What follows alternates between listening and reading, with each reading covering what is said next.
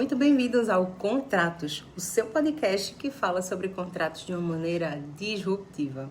E hoje eu quero contar uma história para vocês. Um empresário de 62 anos me disse numa terça-feira no escritório que faria tudo de novo do mesmo jeito, menos uma coisa.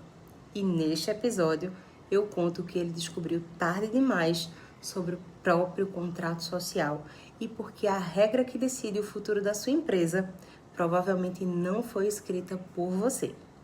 Casos reais, com nomes e detalhes alterados por sigilo profissional. Eu vou chamar esse senhor de Ricardo, que é um nome verdadeiro, como vocês já sabem, eu não posso dizer. Ricardo tem 62 anos e uma indústria em Pernambuco, que emprega 47 pessoas. Ele começou num galpão alugado, com uma máquina comprada, mas essa máquina era usada, e um sócio que ele conheceu jogando futebol. E ali foi confiança à primeira vista. Isso que eu estou falando foi há 19 anos. Hoje, eles têm 3 galpões, contratos com rede grande e um faturamento que faria muito empresário de terno querer trocar de lugar com ele. Acredite em mim. Na terça-feira em que ele sentou aqui na minha frente, Ricardo ele não veio falar de nada disso, em que pese a história dele seja muito interessante. Ele veio porque uma contadora insistiu, e ainda bem que ela fez isso. Ele deixou isso muito claro, porque ele não estava nem afim, vamos ser honestos aqui. Quem que quer falar com o advogado sobre contratos, né? Enfim, logo no começo, do jeito educado de quem quer avisar que não vai comprar nada.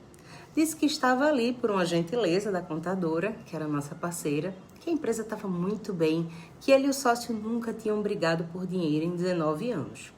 E que se eu fosse falar de briga de sócios, ele já ia me poupar desse trabalho, porque para ele não faria o menor sentido. E eu disse que, obviamente, não ia falar em briga. E fiz uma pergunta só, e eu quero compartilhar com você. Eu perguntei, quem senta na cadeira dele se ele não aparecer amanhã? Ricardo respondeu na hora, com a segurança de quem já tinha pensado nisso. E ele me informou que a filha dele assumiria, que ela já estava formada, que ela já conhecia o negócio, já frequentava há muito tempo e que isso sempre foi o combinado. Ele falou a palavra combinado. Eu perguntei onde estava esse combinado. E ele disse que estava combinado com os sócios, que os dois já tinham conversado sobre isso, mais de uma vez inclusive. E isso tudo aconteceu na frente das esposas e que eles estavam tranquilos e seguros com relação a essa decisão tomada. E aí eu, bem ousada, né? Perguntei de novo, mas com outras palavras. Em qual documento está escrita essa decisão tomada? Pois é, veio o silêncio. Aquele silêncio específico que eu já ouvi dezenas de vezes nessa mesma sala. E que não é constrangimento não, tá? É a pessoa procurando na memória um papel que ela tem certeza que não existe e não achando. Pois é. Ricardo então falou uma coisa que eu quero que você preste muita atenção, porque é uma frase muito comum e a mais cara do empresariado brasileiro. Quer saber qual é? Ele disse, deve estar no contrato social. Pois é. O contrato social da empresa dele foi feito em 2006. Foi feito pelo modelo padrão da junta comercial. O mesmo modelo, aquele mesmo de sempre, que ele fez no mesmo ano e que foram feitos por centenas de milhares de outros contratos sociais neste país, no ano, diariamente, enfim. Aquele documento, ele tinha 4 páginas. 2 delas com qualificação das partes, ali também incluído o objeto social, o resto capital, administração, foro, enfim, aquilo que era básico e que foi feito pelo profissional da contabilidade. E sobre o que acontece quando um sócio morre, aquele contrato não dizia absolutamente nada. E aqui está a parte que eu preciso que fique clara, porque é onde quase todo mundo entende errado. E você que está me ouvindo não vai errar mais. Quando o contrato social é omisso, não acontece nada de mágico e não fica um espaço em branco. Acontece que a regra passa a ser escrita por outra pessoa e não por você, com a liberalidade que você tem de escolher. A regra passa a ser o Código Civil.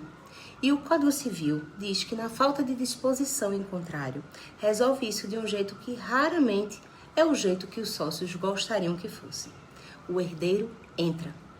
Não entra o dinheiro do herdeiro, não entra a parte do herdeiro para ser comprada, entra a pessoa, com direito a voto, direito a pedir prestação de contas, direito a examinar livros e direito a discordar daquilo que você está decidindo e já decide com ampla experiência. E o sócio que ficou vivo? Aquele que Ricardo conheceu jogando futebol, acorda numa segunda-feira, sócio de alguém que ele não escolheu, que ele talvez mal conheça e com quem ele vai ter que decidir se há a compra de uma máquina nova ou não, se vai investir em tecnologia ou não. Eu contei isso a ele e a reação foi imediata, como já era de se esperar, e a reação que você está tendo aí. Ricardo disse, mas a minha filha é competente. E aí é que a conversa fica interessante. Porque ele estava certo. A filha dele provavelmente é super competente, criada por ele, afinal de contas. Só que o problema nunca foi e nem vai ser a competência dela. O problema é que a mesma regra que abre a porta para a filha dele, abre também a porta para qualquer herdeiro de qualquer um dos dois. Inclusive para o herdeiro do outro. Inclusive para um genro no meio de um divórcio. Inclusive para um filho de 23 anos que precisa de dinheiro desesperadamente e agora, e vai querer vender a parte dele para alguém que talvez Ricardo nunca tenha visto na vida. Imagina confiar. Pois é, a omissão ela não protege ninguém, ela só transfere a decisão. Ricardo, nesse momento, ele ficou quieto de novo. E então ele disse a segunda frase mais comum que eu escuto. Eu preciso pensar. Eu confesso que eu gosto dessa frase. Eu vou te explicar por quê. Quando alguém me diz que precisa pensar, quase nunca é uma coisa só. Na verdade, é uma de três. E as três têm resposta completamente diferente. Cada uma das três tem uma resposta. Pois é. Ou é o valor, e aí conversa sobre a proporção. Ou é o momento, e aí conversa que é sobre prazo.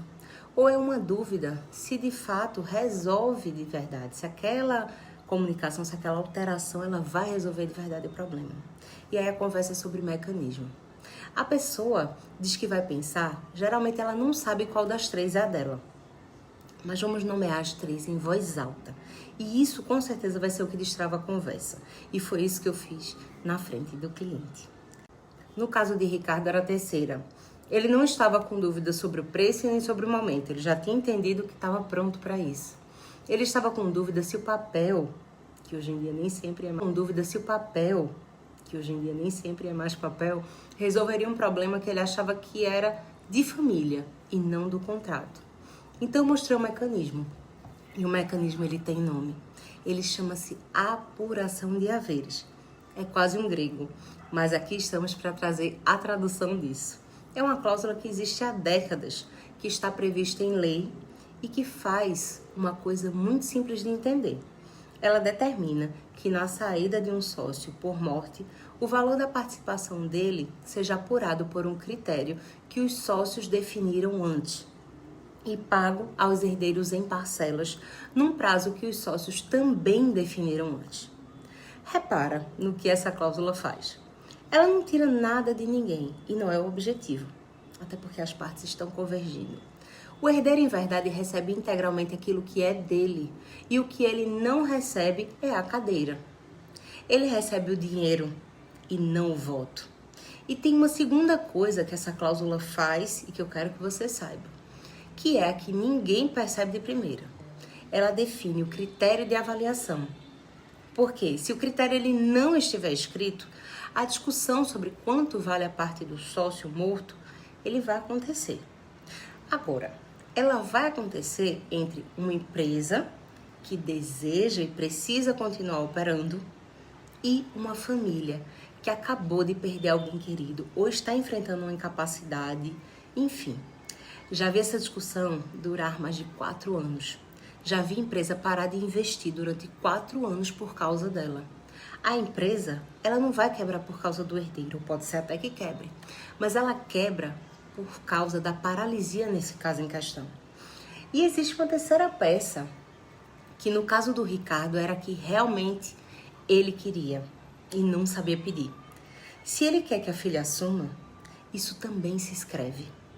Escreve-se como uma exceção nominal, uma cláusula que diz que aquele herdeiro específico ele pode sim ingressar na sociedade agora, mediante algumas condições que os dois sócios acordaram enquanto os dois estavam vivos e amigos. O combinado dele existia, só não existia em lugar nenhum na hora de colocar em prática. Quando eu terminei de explicar, Ricardo fez uma conta em voz alta. Ele calculou quanto tempo aquele contrato social estava omisso. Minha gente, 19 anos. E ele disse uma coisa que eu anotei assim que ele saiu, porque de fato resume tudo. E foi o que me fez vir aqui para começar a falar com vocês e foi o que me fez abrir esse podcast. Ele disse: eu passei 19 anos protegendo essa empresa de concorrente, de banco, de fiscal. E, no fim do dia, ela estava desprotegida do que é certo de acontecer. Porque é isso. Concorrente é hipótese. Crise é hipótese. Fiscalização é hipótese. A morte não é hipótese. É calendário. É a única coisa na sua empresa que tem 100% de chance de acontecer com o sócio. E é justamente a única para a qual ninguém tem cláusula. E ainda acham que é custo. Eu quero fechar esse podcast, te dando as boas-vindas, mas com um pedido que não te custa absolutamente nada. Depois desse episódio, procura o teu contrato social da sua empresa ou das suas empresas. Ele está no e-mail do seu contador ou naquela pasta que você não abre desde a última licitação. Enfim, abre lá, procura a palavra falecimento, procura a palavra herdeiro, procura a expressão apuração de haveres. Se você achar as três de uma maneira adequada, de acordo com o que a gente conversou aqui em cima, desliga tranquilo, porque alguém cuidou disso para você. Agora, se você não achar nenhuma, o que decide o futuro da sua empresa hoje é um documento que você não assinou. É um artigo de lei que você nunca leu e nem tem obrigação. Escrito por gente que não conhece seu sócio, não conhece sua filha, nem os 19 anos que vocês passaram juntos. E se você quiser, é só mandar a palavra sucessão aqui embaixo. Eu leio essa parte do seu contrato e te digo em 2 minutos se ela existe e principalmente se ela é adequada para o teu caso. Meu nome é Ana Mangueira, eu sou advogada especialista em contratos empresariais e a gente se vê no próximo episódio.